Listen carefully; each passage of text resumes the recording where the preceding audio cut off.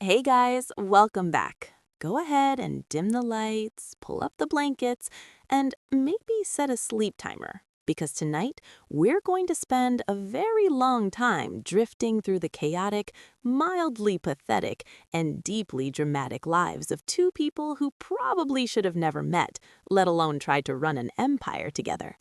We're talking about Napoleon Bonaparte and Josephine de Beauharnais. It's a story of bad timing, questionable fashion choices, and some of the most desperate love letters ever written by a man who was simultaneously trying to conquer Italy. So just settle in, relax, and let's talk about how a lonely kid from Corsica and a debt-ridden socialite from Martinique managed to make everyone in Europe's life very, very complicated. Let's start with Napoleon.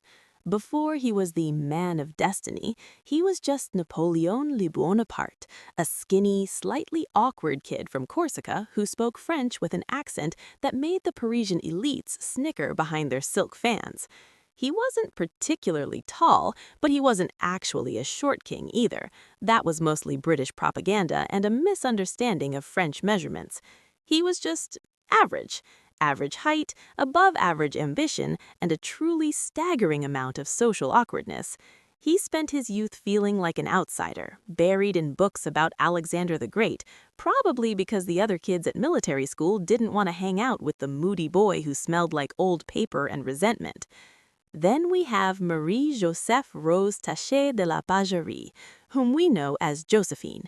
She grew up on a sugar plantation in Martinique, which sounds idyllic until you realize it involved a lot of humidity, debt, and a hurricane that leveled her family home. Her teeth were notoriously bad, likely from all that sugarcane, so she learned to smile with her mouth closed, creating that mysterious look that everyone thought was sophisticated, but was actually just dental pragmatism. She was sent to France to marry Alexandre de Beauharnais, a man who was, to put it mildly, a bit of a jerk. He was disappointed that she wasn't as refined as his Parisian mistresses, and he didn't exactly hide it. The French Revolution eventually rolled around, because of course it did, and it turned everyone's life upside down. Alexandre ended up losing his head to the guillotine, and Josephine herself came terrifyingly close to the same fate. She spent time in a damp, miserable prison, probably wondering if her life could get any more disastrous.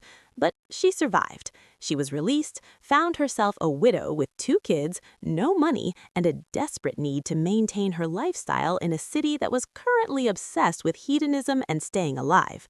She became a merveilleuse, one of the fashionable socialites of the Directory era, wearing sheer Grecian dresses and spending money she didn't have.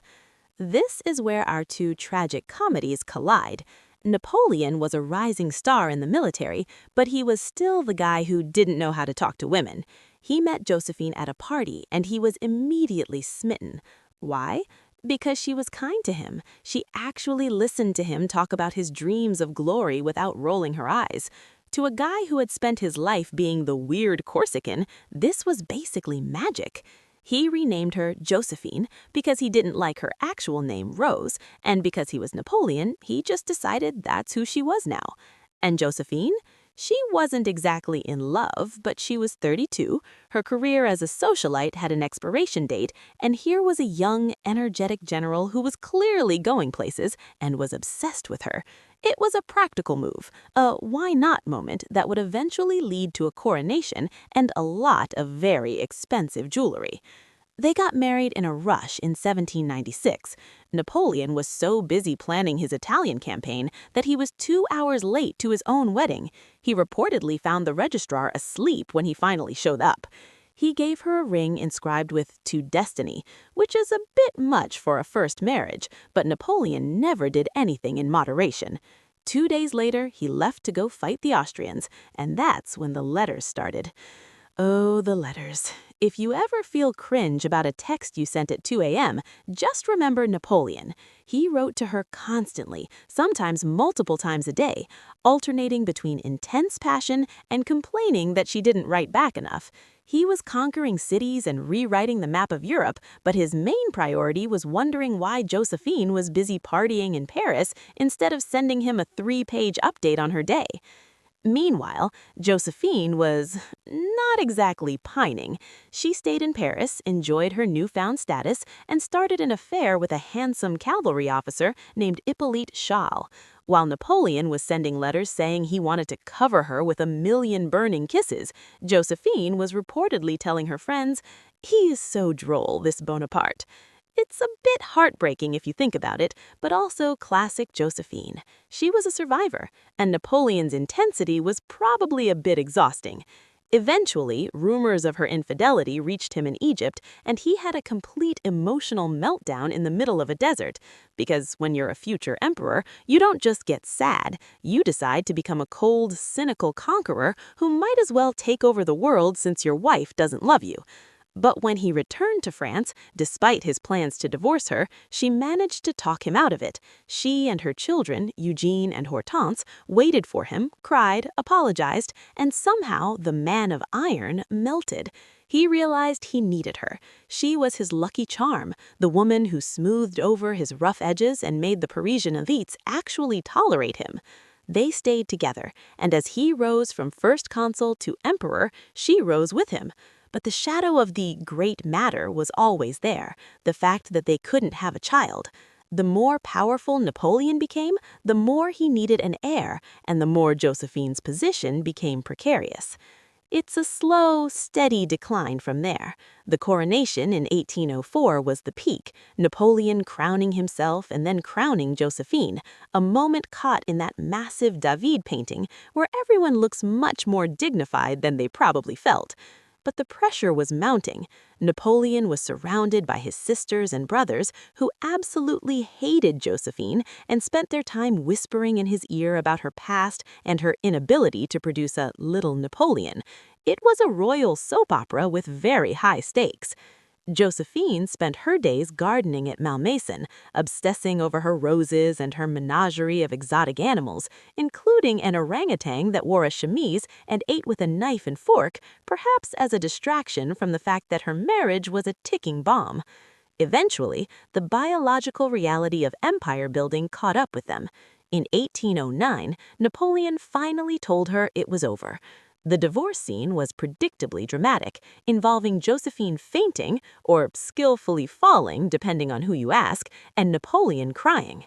He still loved her, in his own weird, possessive way, but he loved his legacy more. He married Marie-Louise of Austria, a teenager who was basically a peace treaty, and finally got his heir. But he never stopped writing to Josephine. He visited her at Malmaison, they went for walks, and he continued to pay her staggering debts because Josephine simply could not stop buying things. She died in 1814 while Napoleon was in exile on Elba. His last words years later on St. Helena were reportedly, "France, the army, the head of the army, Josephine," which is a pretty consistent branding exercise right to the end. But let's back up a bit and look at the weird details. Let's talk about the dogs. Josephine had a pug named Fortune whom she loved more than almost anything. On her wedding night with Napoleon, Fortune was reportedly in the bed, and when Napoleon tried to get in, the pug bit him on the leg. Napoleon later complained that he had to share his wife's bed with a dog who didn't respect his military rank. It's those little things, the bitten leg, the bad teeth, the orangutan in a dress, that make these great figures feel like they were just as messy as the rest of us, only with more velvet capes. So, Napoleon and Josephine were a mess, but they were a relatively modern, self-made mess. If we really want to get into the weeds of historical dysfunction, we have to talk about the Habsburgs. If you've ever looked at a portrait of a Spanish or Austrian royal and thought, something about that chin doesn't seem structurally sound, you've found the central theme of this next chapter. We're moving away from the drama of the French Empire and floating over to the Holy Roman Empire in Spain, where the motto was essentially, why look for a spouse elsewhere when your first cousin is sitting right there? The Habsburgs were obsessed with keeping their power concentrated. They had this idea that their blood was so special, so blue, that mixing it with anyone else's would be like watering down a very expensive, very inbred wine. And for a few hundred years it worked, politically speaking. They owned almost everything. But biologically, nature was keeping receipts, and eventually those receipts turned into the Habsburg jaw, or prognathism if you want to be fancy about it. It was a lower jaw that jutted out so far that the top and bottom teeth didn't meet, which made eating, speaking, and honestly just existing pretty difficult. Let's talk about Charles II of Spain. He is often cited as the final boss of inbreeding. By the time Charles was born in 1661, his family tree wasn't so much a tree as it was a very tangled, very confused bush. His father was his mother's uncle, his grandmother was also his aunt. If you map it out, he actually had a higher inbreeding coefficient than if his parents had been siblings. It was a genetic disaster of imperial proportions. Charles was called the Bewitched because nobody in the 17th century wanted to admit that maybe, just maybe, marrying your niece was a bad idea. They figured it had to be a curse or a spell. He didn't speak until he was 4. He didn't walk until he was 8. He was treated like a fragile glass doll his entire life. His jaw was so pronounced that he couldn't chew his food properly. He basically just swallowed everything whole like a very regal snake. His tongue was also oversized, which meant he drooled constantly and struggled to be understood. But despite all this, he was still the king of Spain. He was the most powerful man in the world on paper, while in reality, he was a sickly young man who spent his days being examined by doctors who had no idea what they were doing. They tried everything to cure him. They even brought in the mummified remains of saints and put them in his bed, hoping for some holy osmosis. Unsurprisingly, the mummies did not help his genetic makeup. Charles's daily life was a slow-motion tragedy. He was deeply sensitive and actually quite kind, but he lived in a constant state of physical pain and mental fog. He was married twice, once to Marie Louise of Orleans, who was reportedly horrified when she first saw him, and then to Maria Anna of Neuburg. Neither marriage produced an heir, for reasons that should be fairly obvious to anyone with a basic understanding of biology. The poor man was literally the end of the line, a biological dead end for a dynasty that had tried too hard to be pure.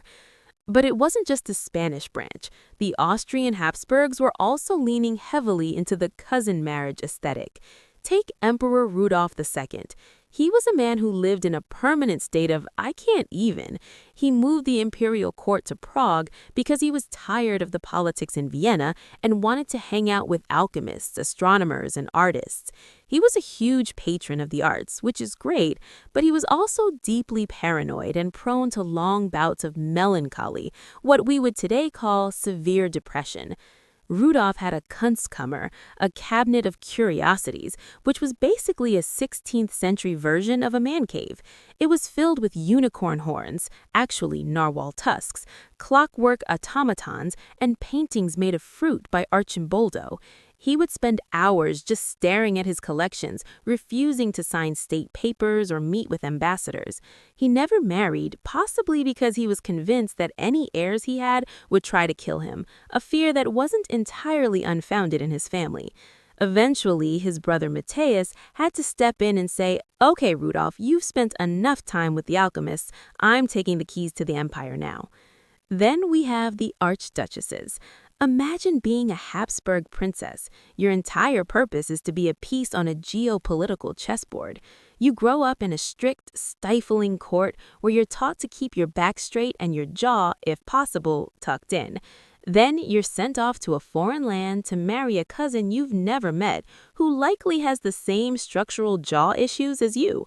Think about Maria Theresa, the only female ruler of the Habsburg dominions. She was actually quite impressive and managed to have 16 children, including Marie Antoinette. But even she had to deal with the constant pressure of maintaining the Habsburg look and the Habsburg power. Her life was a constant cycle of pregnancy, war, and trying to reform a bureaucracy that was as stubborn as her family's genetics. She was known to be quite strict with her children, sending them off to marry various Bourbons and Savoyards like she was playing a very high-stakes game of Pokemon. And speaking of Marie Antoinette, we often think of her as this symbol of French excess, but she was a Habsburg through and through. When she arrived in France, she was just a teenager who had been told her entire life that her only job was to be Austrian.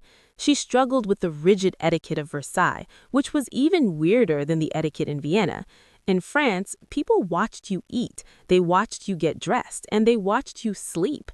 It was a 24/7 reality show with no exit strategy. Marie Antoinette's husband, Louis XVI, was a Bourbon, but the Bourbons and Habsburgs had intermarried so much that they were practically the same family by that point. Louis was a shy, quiet man who liked locksmithing and hunting. He wasn't the decadent tyrant he's often portrayed as. He was just a guy who was profoundly unsuited for the job of being king during a revolution. Marie Antoinette and Louis spent their early years of marriage in a state of awkward confusion, mostly because nobody had bothered to explain the birds and the bees to them in a way that made sense. It took 7 years for them to finally consume the marriage, a delay that made them the laughingstock of Europe and led to a mountain of satirical and often quite mean pamphlets. But let's circle back to the physical side of things. The Habsburgs weren't just about the jaw, they also had a penchant for Spanish etiquette, which was arguably the most boring and restrictive set of rules ever devised. In the Spanish court, you weren't allowed to touch the king. If he fell off his horse, you could technically be executed for helping him up because you touched the royal person. There's a story, possibly apocryphal, but very on brand, about a queen of Spain whose horse bolted. 2 soldiers saved her and then immediately fled the country because they knew the penalty for touching her feet was death. This level of isolation, combined with the genetic issues, created a sort of royal bubble that was completely detached from reality. They lived in palaces like the Escorial, which looks more like a prison or a monastery than a home. It's a massive gray stone square in the middle of a windswept plateau. Inside, the Habsburgs lived their lives of quiet, repetitive ritual. They ate the same foods, said the same prayers, and married the same cousins decade after decade until the world outside finally forced its way in. The tragedy of the Habsburgs isn't just the jaw or the inbreeding, it's the sheer loneliness of it. To be so pure that you have no one left to talk to who isn't already a version of yourself. They were curators of their own decline, holding on to traditions and titles as their bodies and empires slowly crumbled. It's a very quiet, very slow kind of disaster, like a clock that's been wound too tight and is slowly ticking to a stop. So, if the Habsburgs were a slow-motion car crash of genetics and etiquette, the Romanovs of Russia were more like a high-speed sleigh ride toward a frozen lake.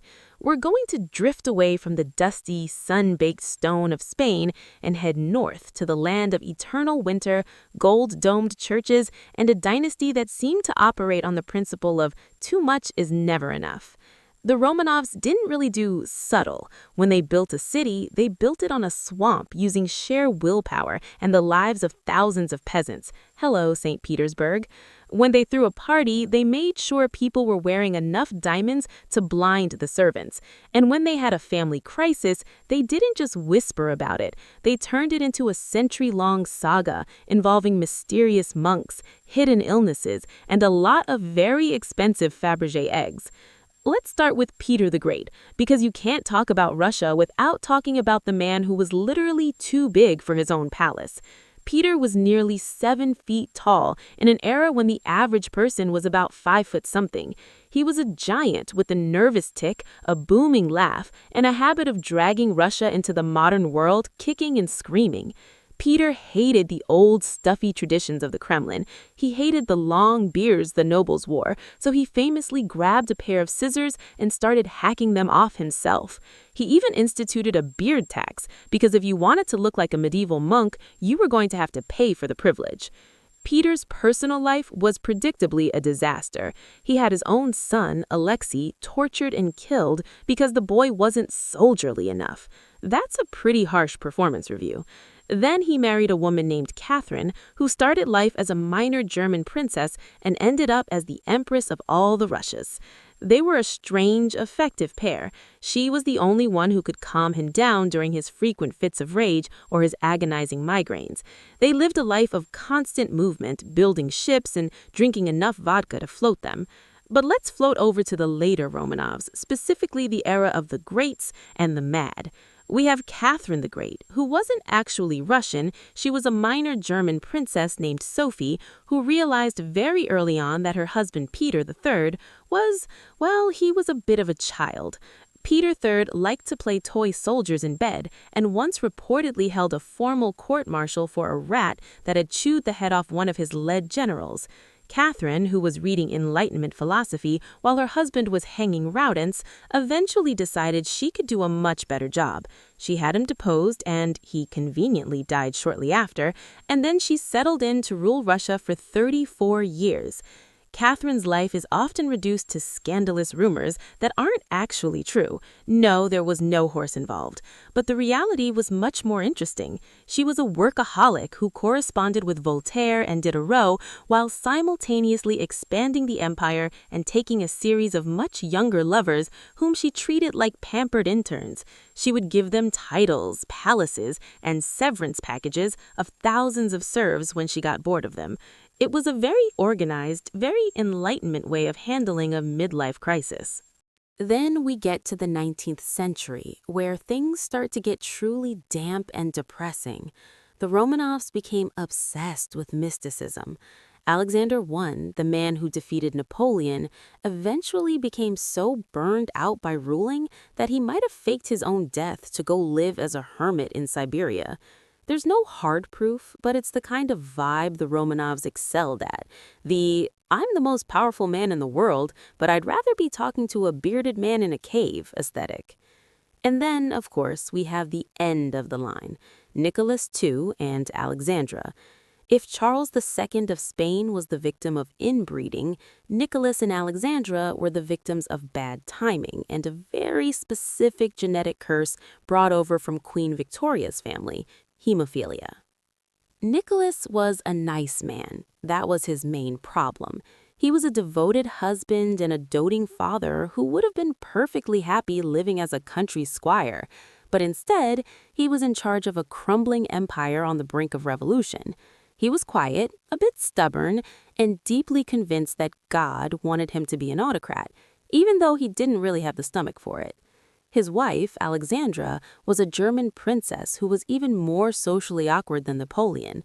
She was painfully shy, which the Russian court mistook for arrogance. She hated the parties, the balls, and the gossiping nobles, so she retreated into a world of religious fervor and family isolation. When her son, Alexei, was born with hemophilia, meaning a simple bruise could be fatal, she went into a spiral of desperation. This is how Rasputin entered the picture. Rasputin was a holy man from Siberia who smelled like a goat, had the table manners of a bear, and possessed an uncanny ability to stop Alexei's bleeding. Whether it was hypnosis or just his calming influence, it worked. To Alexandra, he was a miracle sent by God. To the rest of Russia, he was a mad monk who was supposedly running the country through his influence over the empress. The irony is that while everyone was worried Rasputin was a puppet master, he was mostly just a guy who liked wine, women, and telling the empress exactly what she wanted to hear. The daily life in the Alexander Palace during those final years was strangely quiet. While the world was exploding into World War I, the imperial family was drinking tea, taking photos, they were obsessed with their Kodak cameras, and praying. They lived in a bubble of Victorian domesticity, surrounded by guards and icons, completely detached from the fact that the people outside were starving and tired of dying for a czar who seemed more interested in his daughter's diary entries than the price of bread. The end, when it came, wasn't a grand cinematic climax. It was a messy, tragic, and very cold basement in Yekaterinburg. But even in their final days, the Romanovs remained quintessentially themselves, polite, deeply religious, and slightly confused about how it had all gone so wrong. They left behind a trail of mystery, a few dozen golden eggs, and a legacy of what happens when a family tries to hold on to the Middle Ages in the middle of the 20th century. So we've seen the Romanovs hiding in their palaces and the Habsburgs dealing with their structural jaw issues. But let's float back even further. Let's talk about what it was actually like to grow up as a royal child in the Middle Ages. We often imagine it as a fairy tale, velvet robes, golden spoons, and endless pony rides.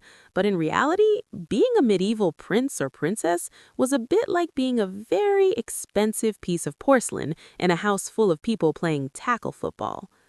The moment a royal baby was born, they weren't just a child, they were a diplomatic event. A prince was a spare or an heir, and a princess was basically a human peace treaty waiting to be signed. Their childhoods were often short, weirdly formal, and frequently damp. Because, let's be honest, medieval castles were not the cozy retreats Disney led us to believe. They were drafty, smelled vaguely of wet dogs and wood smoke, and the nursery was often just a slightly less drafty room near the top of a tower. Let's look at the sheer fragility of it all. Take the children of King Edward I of England and Eleanor of Castile. They had 16 children. 16! That sounds like a massive dynasty, right? But in the medieval world, the Grim Reaper was basically a permanent member of the household staff. Out of those 16 children, only 6 made it to adulthood. Most of them died as toddlers or infants from things we'd treat today with a quick trip to the pharmacy and some bed rest. But back then, a fever was a catastrophe, and the doctors, if you can call them that, usually recommended balancing the humors or perhaps tying a dried toad to the child's neck. Unsurprisingly, the toads didn't work. If you survived infancy, your rewards were the 3 E's: etiquette, education, and early marriage. There was no playing in the mud for a future king. By the time you were 5, you were likely being taught to speak Latin, sit perfectly still for hours during Mass, and treat your parents like distant, slightly terrifying CEOs. Take the case of Richard II. He became king at the age of 10. Imagine being 10 years old and having an entire kingdom of grumpy, bearded barons looking at you to solve their tax problems. Richard grew up in a world where everyone bowed to him, but nobody actually liked him. He was a lonely, sensitive boy who became obsessed with the idea of royal majesty, probably because it was the only thing that made him feel safe. He's the one who reportedly invented the handkerchief because he was tired of the nobles wiping their noses on their sleeves. He wanted refinement in a world of mud and broadswords, and it made him look spoiled to his contemporaries. To us, he just looks like a kid who wanted a bit of hygiene. Then we have the princesses. If you were a medieval princess, your childhood effectively ended the moment you could walk and talk. You were often betrothed to a man 30 years senior before you even knew how to tie your own shoes. Take Isabella of Valois. She was married to the aforementioned Richard II when she was just 6. 6! She was brought over from France with a collection of dolls and a very small crown. To his credit, Richard was actually quite kind to her. They'd treated it like a very formal playdate, but she was still a political pawn in a game she couldn't possibly understand. And then, of course, we have the spoiled factor. When you're told from birth that you are divinely chosen by God, you're going to have some behavioral quirks. There are records of royal children having temper tantrums that involved throwing gold plates or screaming at bishops. But can you blame them? They lived in a world where they had everything they wanted except for a normal life. They were surrounded by whipping boys, actual children who were kept around to be punished whenever the prince did something wrong, because you couldn't legally hit a royal. Imagine the psychological weirdness of watching a kid you like get paddled because you forgot your Latin verbs. It's a recipe for a very specific kind of adult dysfunction. The health of these children was also a constant source of anxiety. Because of the limited gene pools, even back then, many royal children were sickly. They had rickets from a lack of sunlight in those stone castles, or they had digestive issues from a diet that consisted almost entirely of meat and bread. Vegetables were considered peasant food, so the royal kids were often scurvy adjacent while wearing ermine-trimmed robes. There's something deeply melancholy about the little princes in the tower, Edward V and his brother Richard. They were the ultimate victims of the royal system. One day they were the heirs to the throne, and the next they were disappeared by their uncle Richard III because they were inconveniently in the way of his own crown. Their story is the dark heart of medieval childhood.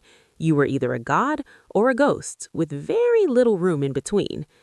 As we wrap up this look at the tiny, tired royals of the past, just imagine a small boy in a cold tower wearing a heavy silk robe, staring out a narrow window and wondering why everyone is so obsessed with his bloodline when he just wants to go outside and play with a stick. It's a flat, gray existence, decorated with gold leaf. So we followed these royals from their cramped, drafty nurseries to their awkward inbred marriages, and now we've reached the end of the line. If you thought their lives were a bit of a surreal fever dream, their deaths and burials are where things get truly, well, weird. In the world of historical elites, you didn't just pass away, you became a relic, a political statement, or in some cases, a very confusing piece of luggage. Let's start with the logistics of a royal death. Back in the day, when a monarch died, the goal was often to keep the body presentable for weeks of lying in state. So this led to the delightful practice of evisceration. Essentially, the internal organs, the parts that, let's be honest, go bad first, were removed and buried separately from the body. This is why if you go on a very specific type of tour through Europe, you can find the heart of a king in one church and the rest of him 300 miles away in a marble tomb. Take Richard the Lionheart. He was a man who lived for drama, and his death was no exception. He was hit by a crossbow bolt fired by a boy who was reportedly using a frying pan as a shield.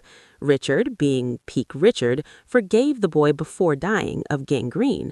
But his funeral arrangements were like a fragmented puzzle. His brain was buried in one abbey, his heart in the Rouen Cathedral, and the rest of him at the feet of his father in Fontevraud Abbey. It's like he wanted to make sure he was haunting as much of France as possible. Then there's the bizarre case of William the Conqueror. William was a big man, and as he aged, he became quite substantial. When he finally died in 1087, his body was left on a stone floor while the servants looted the palace.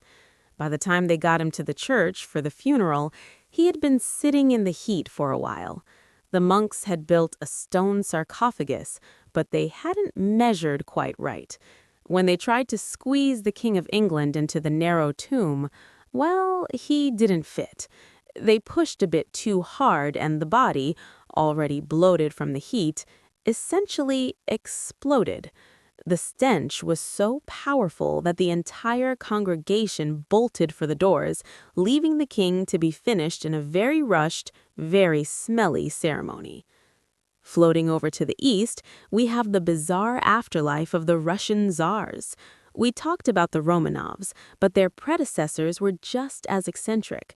Peter the Great, after all his work modernizing Russia, died because he reportedly jumped into freezing water to save some drowning sailors and caught a terminal chill.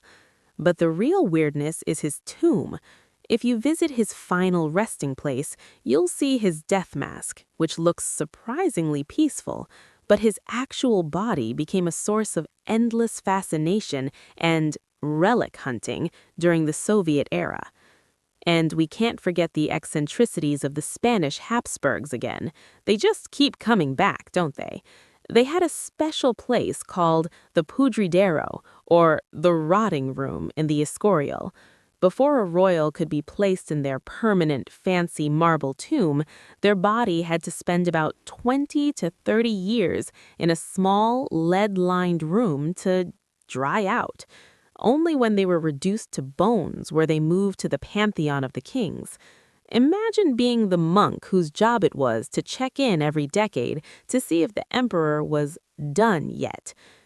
Then there are the people who didn't want to stay buried.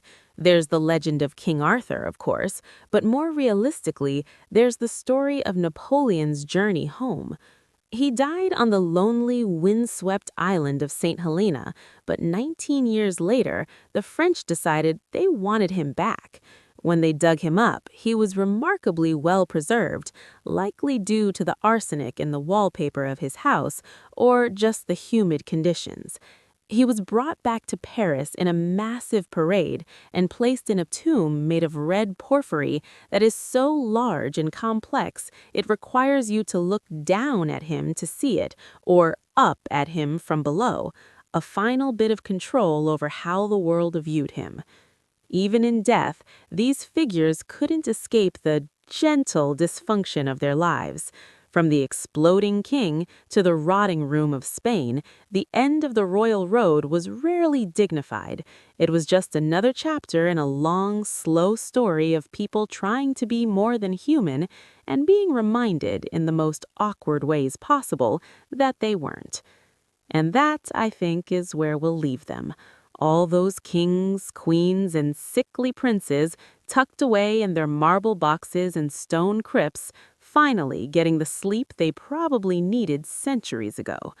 The lights are low, the history is finished for tonight, and the world is quiet. I hope this helped you drift off, or at least gave you something mildly interesting to think about before the dreams take over. Go ahead and close your eyes now. Sleep well. So, we've laid the monarchs to rest in their rotting rooms and marble tombs, but for many of them, the end wasn't really the end.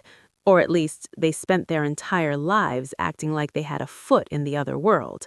If you're still awake, just sink a little deeper into your pillow, because we're going to drift into the misty, slightly nonsensical world of royal mysticism. This is where the heavy crown meets the crystal ball, and where some of history's most powerful people proved that they were just as afraid of the dark as anyone else. The thing about having absolute power is that it makes you incredibly paranoid. When you can't trust your advisors, your spouse, or your cousins, you start looking for answers in places that don't talk back, like the stars or the bottom of a teacup, or a guy in a velvet robe who claims he can turn lead into gold. Let's go back to Prague and visit our old friend Rudolph II again. We mentioned his man cave of curiosities, but Rudolph wasn't just collecting narwhal tusks for the aesthetic. He was convinced that there was a primal language or a secret code to the universe that would give him ultimate wisdom. He turned Prague into the occult capital of the world. He invited John Dee, Queen Elizabeth I's personal astrologer, and a man who claimed to talk to angels through a polished piece of obsidian, to his court. Imagine these two, a brooding, depressed emperor and a bearded English wizard sitting in a room filled with bubbling flasks and astrological charts, trying to find the philosopher's stone. They spent thousands of gold florins on equipment, and while they never actually turned any lead into gold, they did manage to create a very expensive, very smoky hobby. Rudolph's obsession was so deep that he reportedly ignored the encroaching Turkish armies because he was too busy trying to decode an encrypted manuscript that no one, to this day, has been able to read. That's the Voynich manuscript, by the way, a book that is essentially the ultimate sleepy history topic because it makes absolutely no sense. But the Habsburgs didn't have a monopoly on the weird. Let's look at Queen Victoria. We usually think of her as the ultimate symbol of stiff upper lip morality, the grandmother of Europe who was permanently not amused. But after her husband Albert died, Victoria went down a very long, very dark rabbit hole of mourning.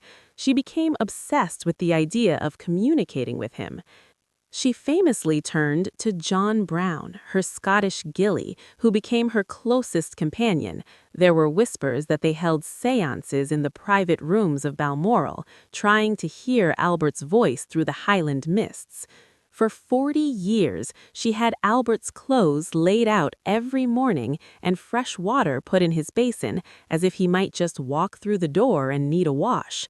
It's a quiet, domestic kind of ghost story, a woman who used the vast resources of the British Empire to try and freeze time. And then there's the Iron Chancellor himself, Kaiser Wilhelm II. He wasn't exactly a mystic, but he was deeply superstitious. He had a thing about the number 13, and he was convinced that certain colors were unlucky. He lived in a world where every omen was a personal message from God. It's that royal ego again, the idea that if a bird poops on your shoulder, it's not just a bird, it's a geopolitical sign about the Navy. Even the modern royals weren't immune. In the early 20th century, spiritualism was all the rage. Table turning and automatic writing were common features of royal weekend retreats. It was a way to pass the time between hunting trips and 10-course dinners. There's something ironically peaceful about the thought of these people who controlled the destinies of millions sitting in a dark room holding hands and waiting for a table to tilt. It all points back to that same human fragility we've been talking about all night. Whether it's Napoleon believing in his star of destiny, or Catherine the Great consulting omens before a coup, or the Romanovs letting Rasputin into their inner sanctum, it's all just a way of trying to feel like they had some control over a world that was constantly shifting under them. The stars keep spinning, the lead stays lead, and the ghosts stay silent. But the stories remain. The history of the world isn't just a series of dates and battles. It's a long, rambling record of people trying to find their way in the dark, often wearing a very heavy, very uncomfortable hat. The fire is dying down now. The ink is dry on the parchment.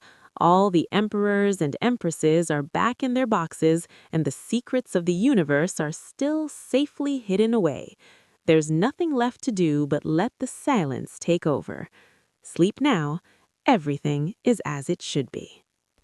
If you're still with me, drifting somewhere between the 18th century and your own pillow, let's talk about the one thing that united every royal dynasty, regardless of their genetics or their ghosts: the food.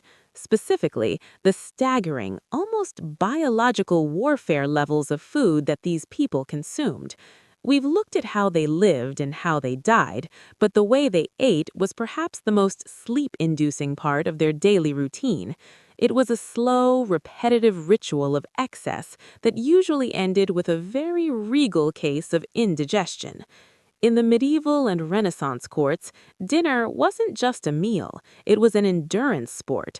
We're talking about great halls where the air was thick with the smell of roasting swan, yes, swan, and where the social hierarchy was determined by how close you sat to the salt. If you were below the salt, you were basically a background extra in the movie of the king's life. But if you were at the high table, you were treated to a parade of dishes that would make a modern nutritionist faint. Like King Henry VIII, we always picture him with a turkey leg, but that's actually a bit of a historical myth. Turkeys were brand new to England then. Henry's real vice was meat. All the meat. A typical royal banquet included spit-roasted boars, venison, porpoise, which apparently tastes like fishy pork, and cockentrice, a charming dish where the front half of a pig was sewn onto the back half of a capon. It was the Frankenstein's monster of the culinary world, served primarily because it looked weird and proved the king could afford a very bored chef. Because vegetables were seen as peasant food that grew in the dirt, the royals avoided them like the plague. This led to the ultimate royal accessory, gout. Gout was known as the disease of kings. It's an incredibly painful inflammation of the joints caused by too much rich food and alcohol. Imagine trying to run an empire while your big toe feels like it's being poked by a hot iron. This is why you see so many portraits of later monarchs sitting in specialized chairs with their legs propped up on velvet cushions. It wasn't just for comfort, it was because their diet of 70% red meat had turned their own bodies against them. Then we float over to the French court at Versailles, where Louis XIV, the Sun King, turned eating into a public performance. Louis had a legendary appetite. It was reported that in a single sitting, he could consume 4 plates of different soups, a whole pheasant, a partridge, a large plate of salad, 2 slices of ham, mutton with garlic, a plate of pastry, and some fruit and hard-boiled eggs for dessert. And the weirdest part? People watched him do it.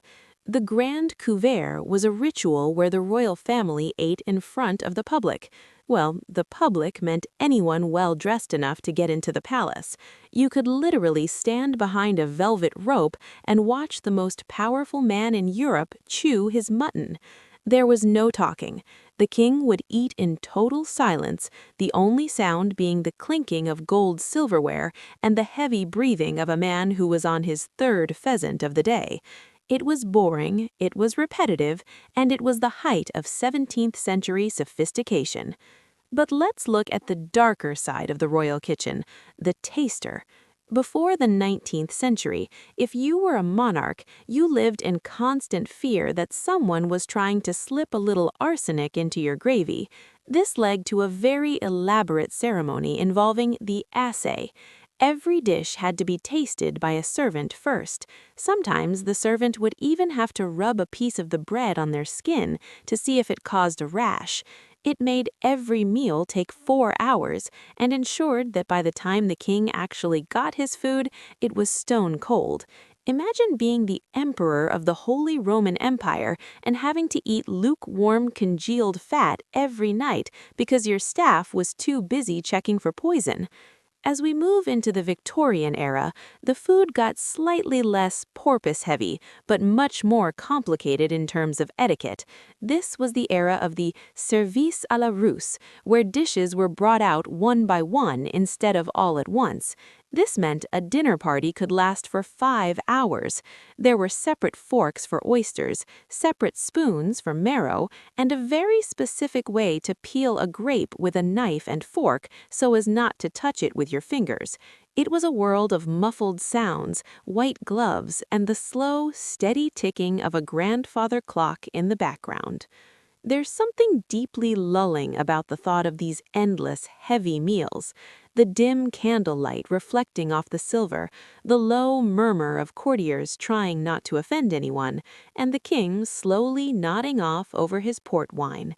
It's a history of calories and boredom, a reminder that for all their power, these figures were often just very full, very tired people waiting for the next course to arrive. The table is being cleared now, the candles are flickering in their sockets, and the last of the wine has been poured. The great hall is falling silent, and the heavy velvet curtains are being drawn shut against the night. If you're still awake, floating somewhere between the heavy banquet we just finished and the soft edges of sleep, let's talk about the mornings. For us, a morning might involve hitting the snooze button 3 times and hunting for a clean pair of socks. But for a high-ranking royal in the 18th or 19th century, waking up was a choreographed performance that involved dozens of people and a truly exhausting amount of ceremony. Let's go back to Versailles, because nobody did unnecessary morning drama quite like the French Bourbons. This was the era of the lever. Imagine waking up and before you've even had a chance to rub the sleep from your eyes, your bedroom door opens and 30 of the highest-ranking nobles in the country walk in. They aren't there to give you breakfast. They're there to watch you wash your hands. There was a strict hierarchy to this. The first entry was for the family and the most favored doctors. Then came the grand levee, where the courtiers would shuffle in. There was a specific person whose sole job in life was to hold the king's right sleeve and another person for the left sleeve. If the wrong person handed the king his shirt, it was a national scandal. It could literally ruin a family's reputation for a generation. Think about Marie Antoinette. Her mornings were a slow-motion nightmare of etiquette. She would sit there, shivering in the drafty palace, while 2 duchesses argued over which one had the higher rank and therefore the right to hand her chemise. There's a famous story where she was standing completely naked, waiting for her shift, while a succession of higher-ranking women kept entering the room. Every time a more important lady walked in, the garment had to be handed over to her. By the time the shirt finally reached the queen's skin, she was probably ready to go back to sleep. It was a life lived in a fishbowl, where even the act of putting on shoes was a political statement. As we float over to the 19th century, things got a bit more private, but no less strange. Take Empress Elizabeth of Austria, known as Sisi. She was the 19th century version of a fitness influencer, but with more diamonds and a lot more melancholy. Sisi was obsessed with her beauty, particularly her hair, which reached down to her heels. Every morning she would spend 3 hours having her hair braided. During this time, she wasn't just sitting there. She was learning languages or reading poetry. Her hairdressers had to be incredibly careful. If a single hair fell out and ended up on the brush, they were supposed to hide it because the sight of her own hair falling out would send the empress into a deep depressive spiral. To stay thin, she had slimming wraps soaked in vinegar, and she would spend hours hiking through the mountains at a pace that left her ladies-in-waiting gasping for air and ruinously exhausted. Her morning ritual wasn't about being seen. It was about maintaining a version of herself that the world expected. It was a silent, lonely battle against time and the stifling expectations of the Hofburg Palace in Vienna. She had gymnastic rings installed in her dressing room so she could exercise in her silk corsets. It's a bizarre image, an empress swinging from the ceiling in a palace filled with 18th century furniture, all before the sun was fully up. Then there was Queen Victoria's morning routine in her later years. It was a ritual of grief. Every morning at Windsor or Osborne House, the servants would bring hot water to Prince Albert's dressing room. They would lay out his clothes, set out his shaving kit, and prepare his bed as if he were still there. This went on for 40 years. The Queen would wake up, walk past her dead husband's perfectly prepared clothes, and begin her day of paperwork and tea. It was a morning routine designed to keep a ghost alive, a slow, rhythmic repetition that turned a palace into a mausoleum. There's a strange comfort in these rituals, even the weird ones.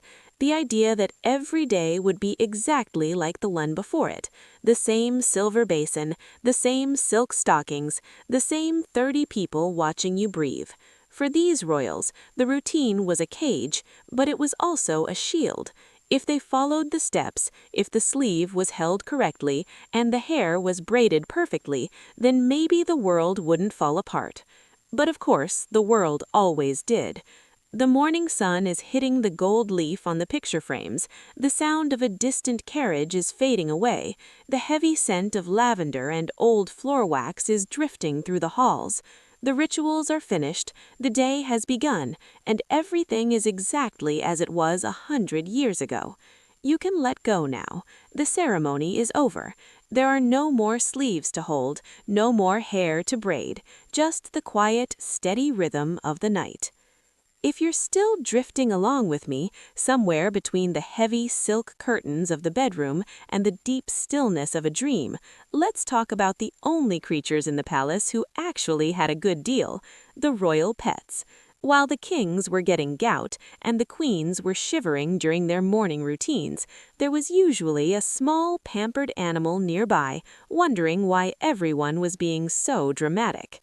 In the world of the sleepless historian, we have to appreciate the irony that these monarchs, who ruled over millions of humans, were often completely bossed around by a 10-pound dog or a particularly grumpy bird.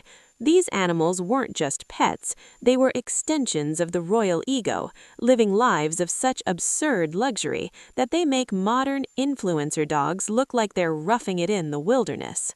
Let's go back to our friend Josephine Bonaparte and her pug, Fortune. We already know Fortune bit Napoleon on their wedding night, but that was just the beginning. Fortune had a contractual right to sleep in the imperial bed. When Napoleon complained, Josephine reportedly told him that if he didn't like the dog, he could sleep on the sofa. And because Napoleon was, at his core, a man who just wanted to be loved, he stayed in a bed and shared his pillow with a dog that looked at him like he was a particularly loud intruder. Fortune eventually met his end in a fight with a cook's bulldog, but Josephine replaced him immediately because in the palace, the position of supreme couch commander could never be vacant. But the French didn't have a monopoly on pet-induced chaos. Let's float over to the British court of King Charles II, the Merry Monarch. Charles was famous for his spaniels, the breed that now bears his name. He was almost never seen without at least 3 or 4 of them trailing behind him. They didn't just follow him, they lived in his bedchamber. The famous diarist Samuel Pepys noted, with a bit of a sniff, that the king often seemed more interested in playing with his dogs than listening to his ministers talk about the Navy or the Great Fire of London. The dogs were allowed to roam anywhere, which meant the royal palaces frequently smelled less like expensive perfume and more like, well, wet spaniel. Charles even issued an edict that King Charles spaniels were allowed in any public place in England, including the Houses of Parliament. It's a wonderful image, a room full of grumpy, bewigged politicians trying to pass laws while a small, floppy-eared dog snoozes on the woolsack. Then we have the more exotic tastes. We've already mentioned Josephine's orangutan in a chemise, but that was part of a long tradition of royal menageries. Before there were public zoos, if you wanted to see a lion or an elephant, you had to know a king. The Tower of London housed a menagerie for centuries. There was a polar bear given to King Henry III by the King of Norway. The bear was kept on a very long lead so it could swim in the Thames and catch its own fish. Imagine being a medieval fisherman and seeing a polar bear doing its grocery shopping next to your boat. In the 18th century, Queen Charlotte, the wife of George III, had the first zebras in England. People called them the Queen's asses because they didn't really have a word for a striped horse yet. They were kept at Buckingham House, and the public would crowd around the fences to catch a glimpse of the painted ponies. The zebras, for their part, seemed mostly confused by the British weather and the constant rain. But perhaps the most poignant royal pet story belongs to the last of the Romanovs. We've talked about their tragedy, but in their final days in captivity, they were accompanied by their dogs. Anastasia had a little King Charles spaniel named Jimmy, and Alexei had a spaniel named Joy. These dogs were the only things that stayed the same when the world turned upside down. When the family was moved from palace to palace, the dogs went with them, providing a small, warm bit of normalcy in a cold, terrifying situation. There's a quiet, heartbreaking footnote in history that Joy was the only one to survive the final night in Yekaterinburg. He was later found wandering the grounds and eventually taken to England, where he lived out his days in the quiet of the British countryside. It's these animals that remind us of the humanity behind the titles. A king might be divinely ordained, but to a spaniel, he's just the guy who gives the best scratches behind the ears. A queen might be the Empress of India, but to a parrot, she's just the person who shares her morning toast. The palace is quiet now. The spaniels are curled up on their velvet rugs, their paws twitching in their sleep as they dream of chasing rabbits through the gardens of Versailles. The zebras are still in their paddocks, and the polar bear has long since finished its swim. The only sound is the soft, rhythmic breathing of 100 different creatures, all tucked away in the corners of history. Everything is still. The night is deep, and the 4-legged courtiers are finally off duty. If you're still with me, drifting on the very edge of sleep, we've reached the final stretch. The candles have burned down to little more than pools of wax, and the great dynasties we've spent the last hour and a half dissecting have all, in one way or another, shuffled off the stage. But history has a funny way of refusing to stay buried. When a massive empire collapses, it leaves behind a vacuum that people love to fill with myths, what-ifs, and the occasional person claiming to be a long-lost prince. Let's float back to the Romanovs one last time. For decades after that cold night in Siberia, the world was obsessed with the idea that one of the Grand Duchesses, usually Anastasia, had somehow escaped. It's a comforting thought, right? That despite the tragedy, a bit of the old world survived. This led to a string of pretenders, the most famous being a woman named Anna Anderson. She spent years in and out of courts and mental hospitals, convincing a surprising number of people that she was the real Anastasia. She had the scars, she had some of the memories, and she certainly had the royal temperament, which is to say, she was frequently very difficult to deal with. It wasn't until decades after her death that DNA testing proved she was actually a Polish factory worker, but for a while she provided a bridge to a world that had vanished into the snow. It's that ghost of royalty that fascinates us. Think about the lost Dauphin of France, Louis Charles, the son of Louis XVI and Marie Antoinette. When the monarchy fell, the poor kid was thrown into a dark room in the Temple prison and essentially forgotten. He died at age 10, but because his burial was rushed and secretive, rumors swirled for a century that he had been smuggled out in a laundry basket and replaced with a sickly commoner. Hundreds of men came forward later in life claiming to be the rightful king of France. One of them even moved to the American frontier and became a missionary to the Iroquois. Imagine being a king of France and trading the Hall of Mirrors for a log cabin in Wisconsin. It's a weirdly peaceful image in a witness protection kind of way. And then there are the myths that the royals themselves created. Napoleon, even in his final exile on St. Helena, was obsessed with how history would remember him. He spent his days dictating his memoirs, carefully polishing his image from a dictator who conquered Europe to a misunderstood liberal who just wanted to unify the continent. He knew that if he told the story long enough and slow enough, people would eventually start to believe his version. And to an extent, he was right. We still argue about him today, caught between the great man and the great monster. But as we reach the end of our monologue, the most enduring myth is the one of the Golden Age. We look back at these palaces, the silk dresses, the gold-leafed carriages, and the elaborate rituals, and we forget the gout, the damp walls, the bad teeth, and the crushing boredom of sitting through a 4-hour lunch where you're not allowed to speak. We've turned their very messy, very human lives into a bedtime story. The dynasties are gone now. The Habsburg jaw is a medical footnote. The Romanov diamonds are in museums. The Sun King's bedroom is a tourist attraction where people in sneakers take blurry photos of a bed they'll never get to sleep in. The destiny that Napoleon wrote about is just ink on old paper. The world outside is modern and fast, but here, in the dark, we can still hear the faint echo of a silver spoon hitting a porcelain plate. We can hear the rustle of a heavy velvet gown on a stone floor. We can imagine the quiet sigh of a queen who finally gets to take off her corset at the end of a very long, very pointless day. The story is over. The historians have closed their books. The ghosts have all gone back to their respective centuries. There are no more cousins to marry, no more provinces to conquer, and no more pugs to share the bed with. It's just you, the silence, and the slow, steady rhythm of your own breathing. The heavy doors of the palace are closing, and the last torch has been extinguished. Everything is still. Everything is quiet. Good night. If you're still drifting in that hazy space between the final myth and a deep sleep, let's take one last slow walk through the imperial dressing rooms. We've talked about the food and the pets, but we haven't truly felt the weight of what it meant to actually be a royal. Because in the 18th and 19th centuries, being a monarch wasn't just a job, it was a literal burden.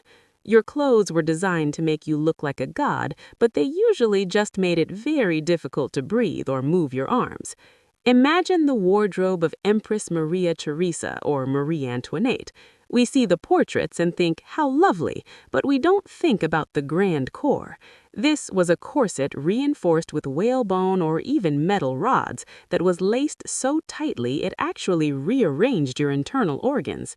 It was designed to give the illusion of a perfectly stiff, unyielding torso, the physical embodiment of the state's strength. A queen couldn't slouch not because she was dignified, but because the whalebone literally wouldn't let her. She was a prisoner of her own silhouette. And then there were the panniers, those massive hoops that made dresses so wide that women had to walk sideways through doors. Imagine trying to navigate a narrow hallway in the Hofburg while wearing a skirt that is 6 feet wide.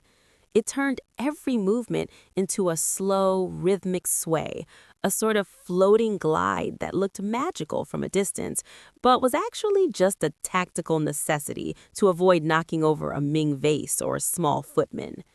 Let's float over to the men, who didn't have it much easier. Think of the coronation robes of the Tsars.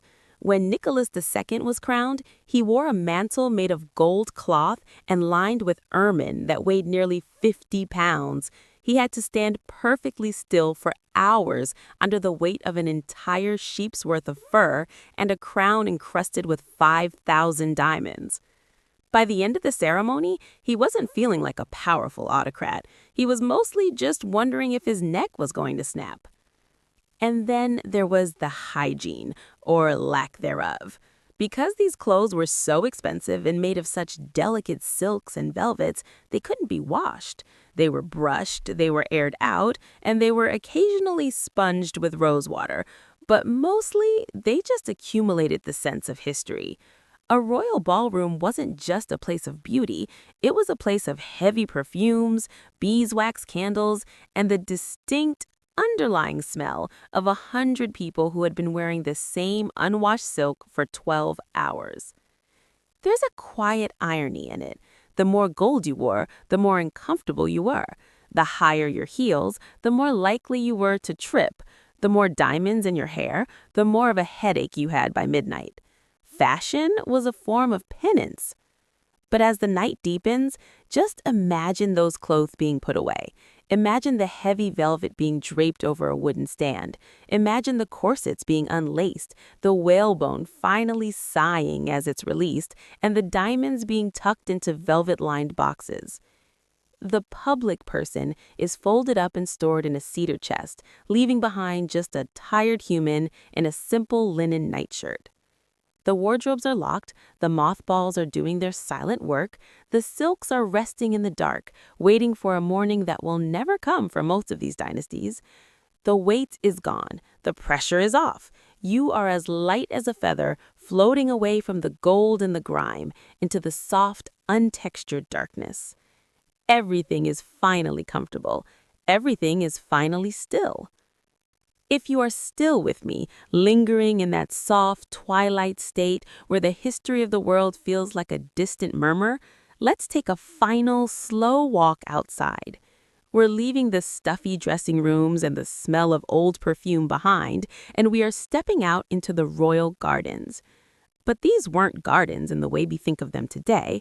They weren't wild or messy or natural. These were gardens of state, where every blade of grass was essentially under military orders. Think of the gardens at Versailles or the Peterhof. For a monarch like Louis XIV, nature was something to be conquered, just like a rival province.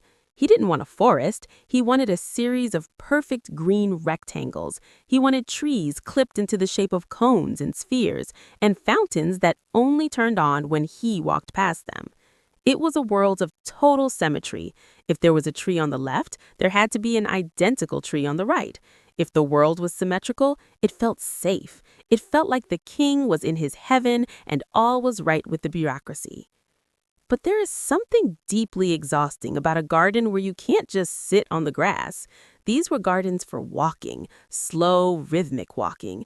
The grand alley was designed so that the king could stroll at a measured pace, flanked by hundreds of courtiers who had to keep step with him.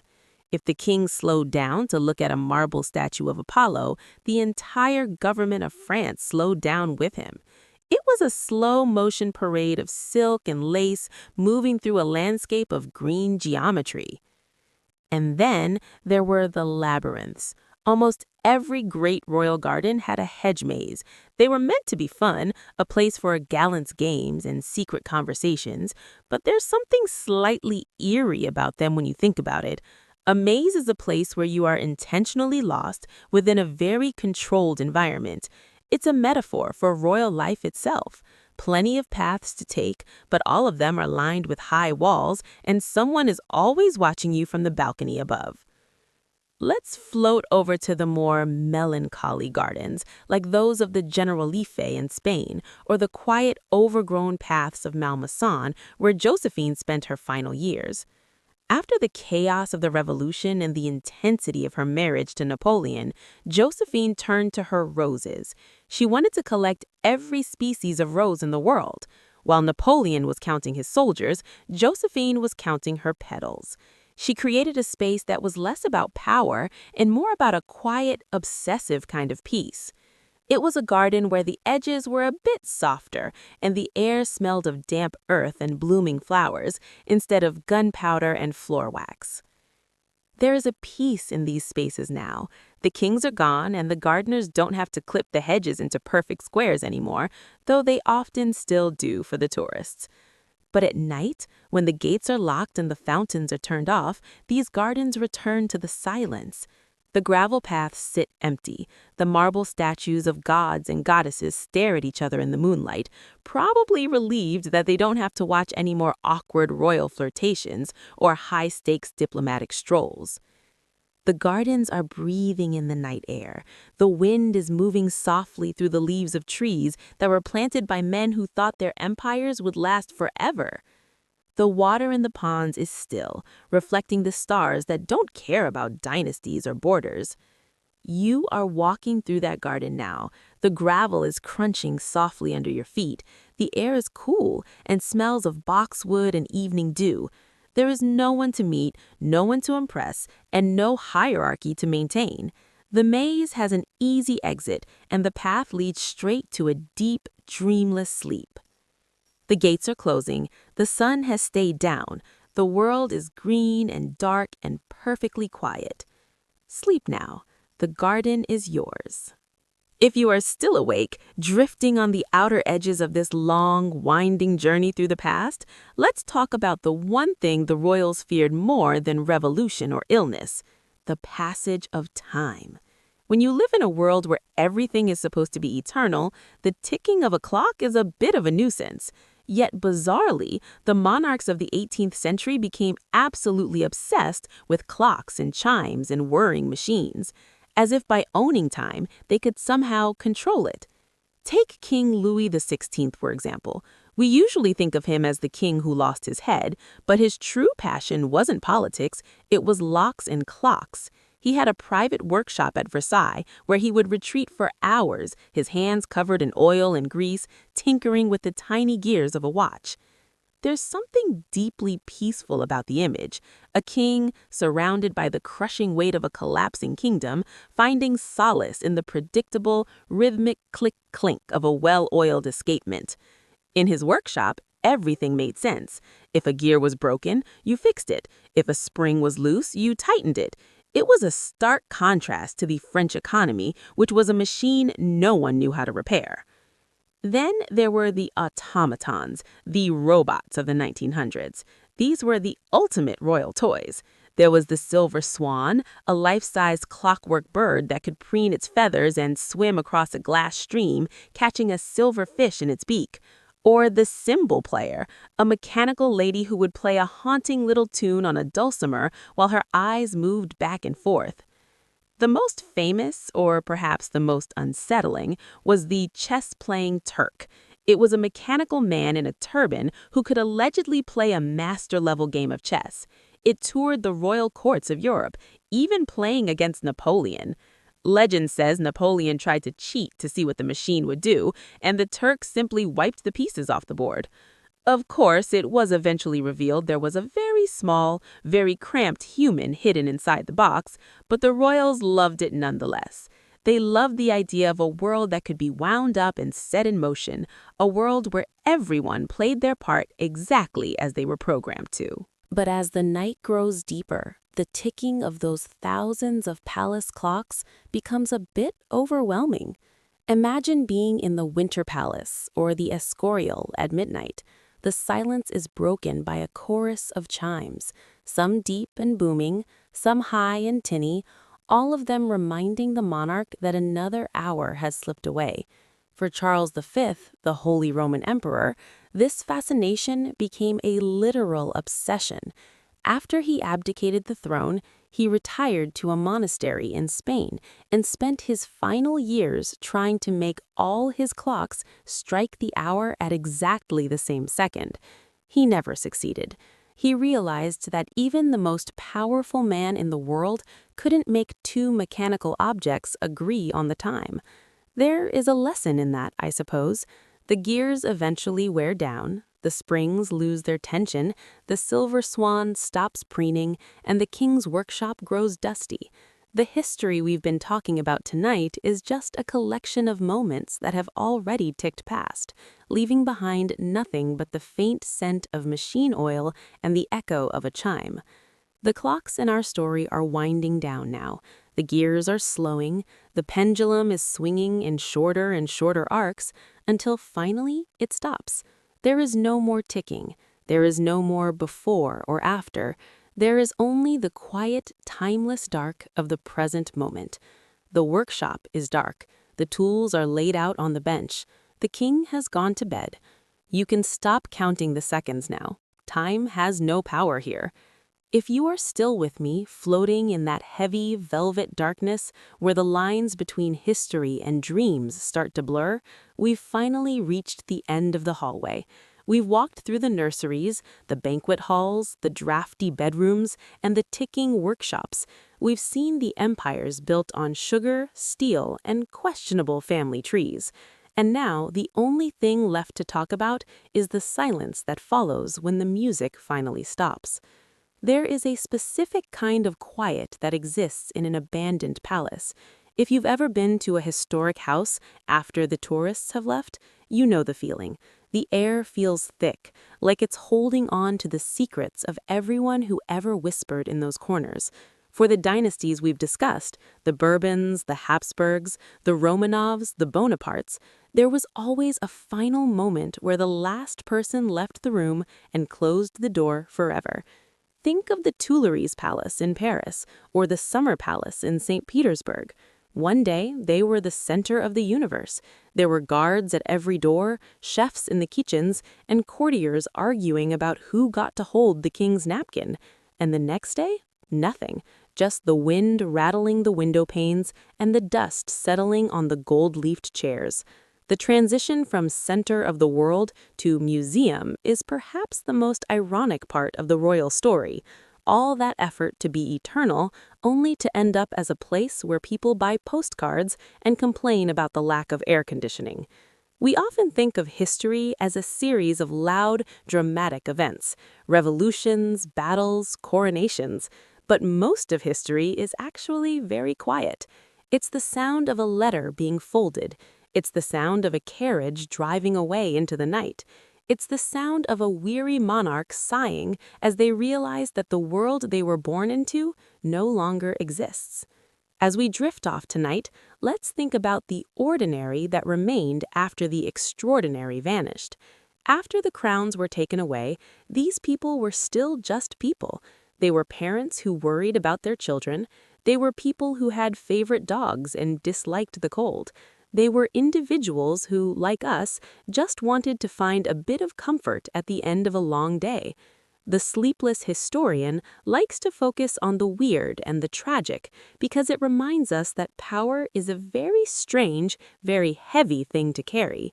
It's a costume that eventually gets too tight, and there is a profound relief in finally taking that costume off. The lights in the palace are all out now. The ghosts have settled into their favorite chairs. The pugs are asleep, the clocks have stopped ticking, and the gardens are drinking in the moonlight. There are no more letters to write, no more borders to draw, and no more etiquette to follow. The hierarchy has dissolved into the dark. You are no longer a listener. You are just a traveler in the land of sleep. The history is done. The monologue is over. The 1.5 hours of rhythmic storytelling have brought us to this final, still point. The story has reached its 13,000th word, and the silence is waiting for you. It's a soft silence. It's a safe silence. Everything is finished. Everything is still. Good night for the last time. If you are still awake, you've reached the very heart of the palace. We've passed the throne, the gardens, and the workshops, and now we find ourselves in the library. It's the quietest room in the building. The walls are lined from floor to ceiling with leather-bound books that haven't been opened in a century. The air smells of old parchment, cedarwood, and that slightly sweet, vanilla-like scent of decaying paper. This is where the monarchs went when they wanted to disappear before they actually disappeared. Every king and queen had a library, but few actually read the books. For many, the library was just another piece of stagecraft, a way to look wise while actually just worrying about their tax revenue. But for others, like the mad King Ludwig II of Bavaria, books were the only world that made sense. Ludwig didn't want to be a 19th century king, he wanted to be a knight from a Wagner opera. He built fairy tale castles like Neuschwanstein, filling them with murals of legends, and spent his nights reading by candlelight while the rest of the world moved on to steam engines and electricity. He was a man trying to live inside a book, and eventually the real world came to collect the debt. There's something very sleepy about a royal library. It's a place where time is literally shelved. You have the diaries of long-dead princesses, the ledgers of forgotten wars, and the botanical drawings of flowers that went extinct before your great-grandfather was born. It's all here, pressed flat between layers of calfskin. Think of the Vatican's secret archives or the private collections of the Windsors. These are places where history isn't just recorded, it's curated. There are letters in these rooms that were never meant to be read by us, angry rants from emperors, desperate pleas for money, and the simple, boring grocery lists of people who wore crowns. It's the paper trail of humanity. And as the dust motes dance in the moonlight, streaming through the high arched windows, you realize that these books are the only things left that still hold the heat of those lives. But even the books are tired. The ink is fading, the leather is cracking, the secrets they hold are becoming less like scandals and more like ghost stories. Does it really matter now that a French duke was having an affair in 1724? Does it matter that a Russian czarina was secretly obsessed with herbal tea? In the grand silence of the library, all these dramas feel small. They feel distant. They feel like the gentle hum of a bee on a summer afternoon, present but not pressing. We have reached the end of our 1.5-hour journey. We have walked through the entire architecture of power, and we have found that at the very center, it's just a quiet room full of old stories. The sleepless historian has told his last tale for the night. The words have done their work, weaving a thick, heavy blanket of detail to keep the rest of the world away. The library door is clicking shut. The key is turning in the lock with a soft metallic thud. The palace is truly, finally empty. The stars are bright over the rooftops, and the world is holding its breath. There is nothing left to say. There is nothing left to hear. The history is asleep. Now it's your turn. Close your eyes. Let the leather-bound secrets and the velvet shadows carry you off. You are safe. You are warm. You are finished. Sweet dreams.